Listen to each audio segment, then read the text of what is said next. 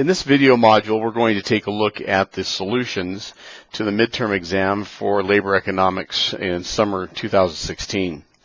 We'll actually look at this in 3 separate video segments.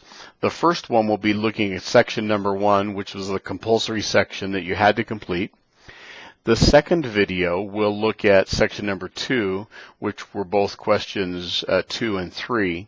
And then the third video will look at section number 3, which were both questions 4 and 5. And you'll recall that you got to select whether you chose or whether you did question number 2 or 3, and then you got to select whether you did question number 4 or 5. So let's begin. So in the compulsory section, you had to take a look at a labor market, which was defined by its labor supply and demand relationships. It says the labor demand was equal to 60 minus 3W, and labor supply was equal to 8 plus 4W, and he indicated to you that wage was equal to thousands of wage income, or W was equal to thousands of wage income. That becomes important when you're expressing these numbers. So the first thing you were asked to do, of course, was to properly provide a labeled and articulated labor market model for this. You could do that by setting labor supply equal to labor demand. So 8 plus 4W equaling 60 minus 3W. And if you work that out, that became 7W equals 52, or W star equals 7.43. If you took W star and plugged it back into either of these equations, you would then get L star at 37.71. I've gone ahead and identified here for you how you can set up the intercepts, so we know that for labor supply, if we take this relation of labor supply, 8 plus 4W, if W equals 0, then labor supply equals 8 plus 4 times 0, or just equals 8. So we see labor supply, or we see a value of L here on the L or x-axis, of course. And then if labor demand is 0, then we have 0 at 8 plus 4W, or 4W equals negative 8, or W equals negative 2, which can be thought of as down here, negative 2. You didn't need to show that part, of course, but you certainly could. Then we do the same thing for labor demand. We plug the values in. First 0 for W, such the labor demand is equal to 60. This is this intercept. And then 0 being equal to 60 minus 3W, or W being equal to 20. And this is the y-axis intercept. In order to get the full points on this, you needed to identify the intercept values for each axis. You could either identify the negative 2 or the 8. You didn't need to identify both, although it's helpful to identify both. You needed to identify the W star and L star values, and you had to call them L star and W star, as I've tried to impress on you in the different modules, and you had to label the axes, and you had to give some relatively appropriately structured graphic. Notice here that I've not identified the slope of this curve, although we could do so, or the slope of this curve. And if you really took a look at it, I haven't given these to you in perfect proportionality, just like I don't in any of the videos for the course. I'm looking for generally the right placement on this graphic. It's not necessary to be the perfect placement. Everything just be exactly lined up perfectly in terms of all the right proportionalities. Some of you, when you did this particular part and when you replicated it in the later part of the exam, had difficulty with this in that you didn't label all the parts as you needed to. Maybe you only labeled some of them. One of the problems I saw over and over again is that we didn't identify L star. We just identified maybe L, or maybe we just put the value here, or you had values for 30 and 40 and then had a line coming through here showing that this is where labor came through but not giving it the appropriate value. I did see that a couple of students in the class still have difficulties in setting labor supply equal to labor demand in order to find W star and L star.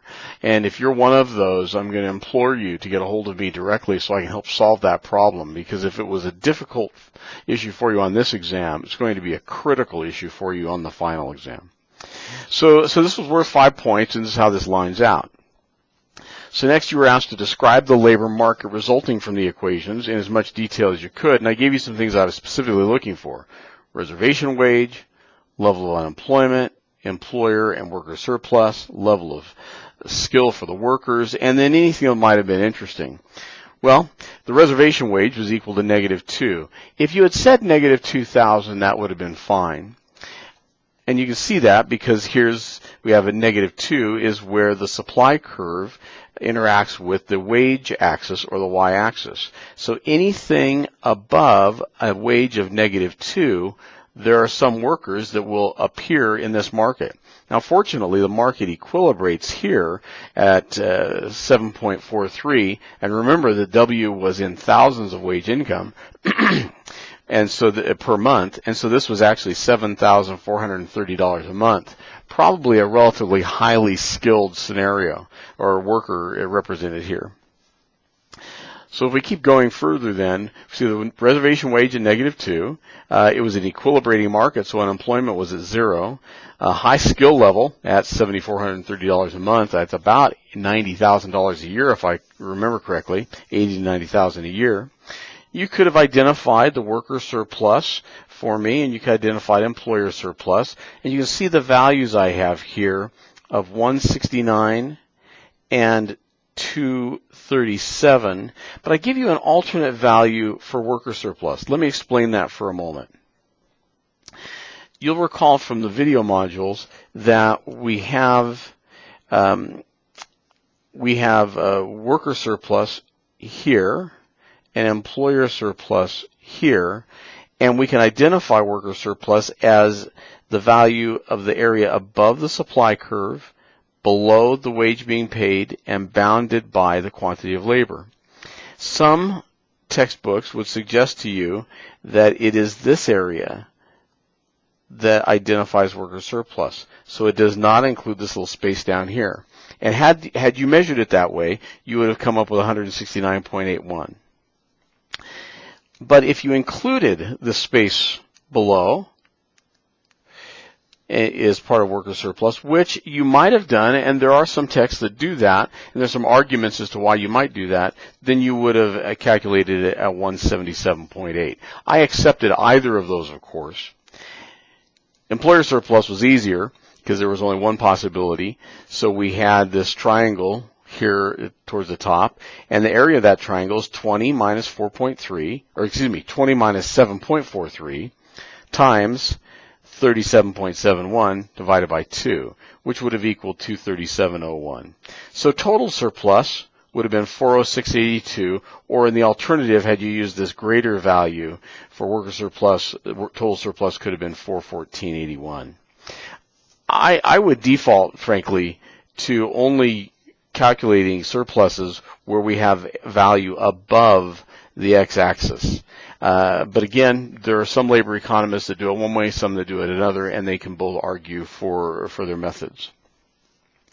And then I said something interesting here, that with a negative reservation wage, it appears there are some number of workers who may be prepared to volunteer to enter this market. So it's probably important that we look at this.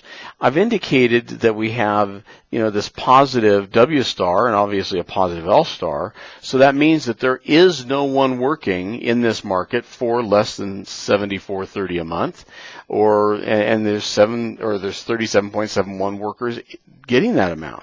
So again, no unemployment, and also there's nobody that's having to volunteer. There are some people that were perhaps willing to volunteer. In fact, you'll find that there were 8 workers that were willing to supply their labor for 0 wage or less. Well, and that's fine, but they didn't have to. And so in this market, we wouldn't expect to see them volunteering. We just recognize they might have been willing to. And so this might be a market for professional actors. What's probably important to think about is there's also kind of a reflection of, or you can see part of the market of the non-professional actors, the amateurs that still are volunteering to get on the stage, summer stock, etc., things they do for free and community theater. But this would be for the workers, the actors in this case, that are actually getting paid. This wouldn't be the volunteers themselves, but this gives you a hint down here that there might be some workers willing to volunteer.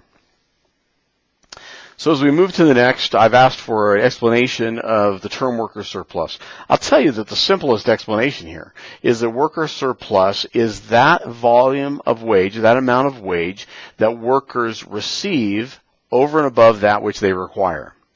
So we can see they require wages along this line based upon the number of workers that we might have. So here and here, here and here, and they would require those numbers, but they all get W star. Well, so they get some kind of a surplus.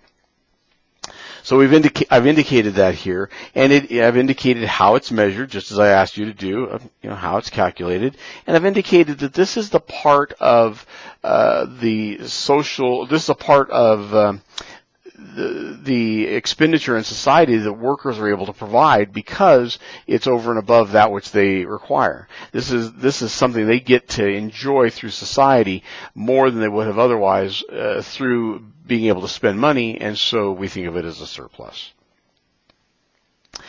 Item D said, assume the workers in the labor market or the labor model presented were to be offered an increase in wages of $1,000 a month. So we're going from 7.43 to 8.43 in W1 and W2.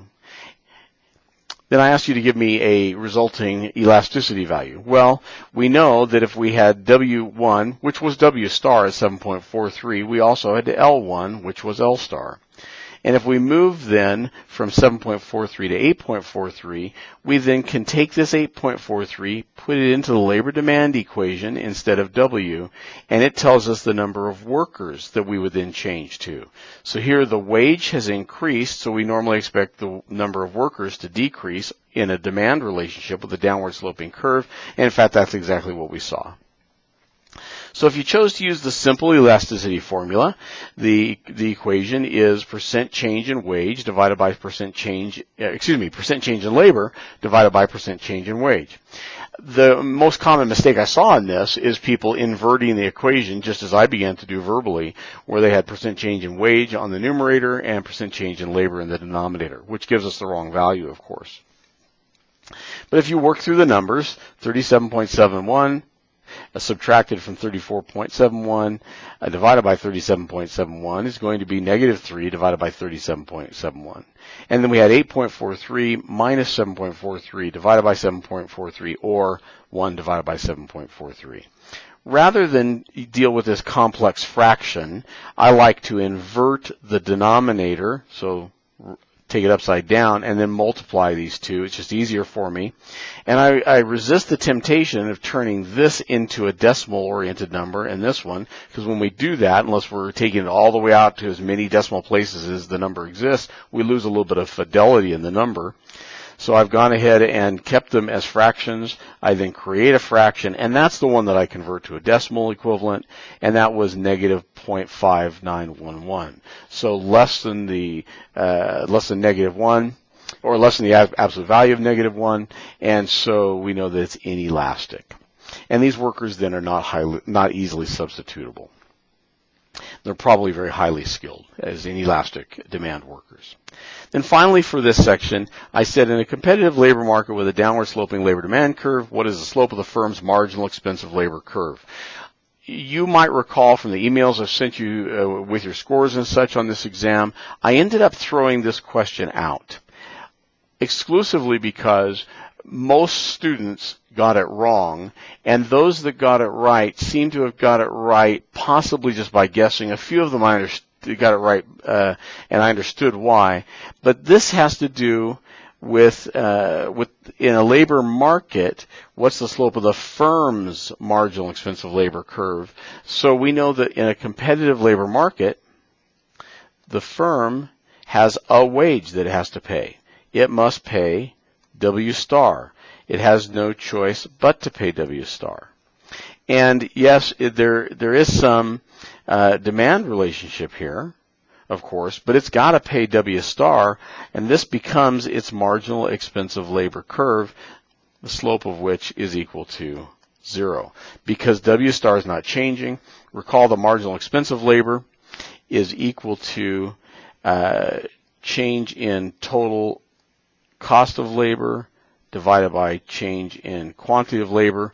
Well, they're directly proportional, so since the wage is not changing at all, this becomes a flat curve.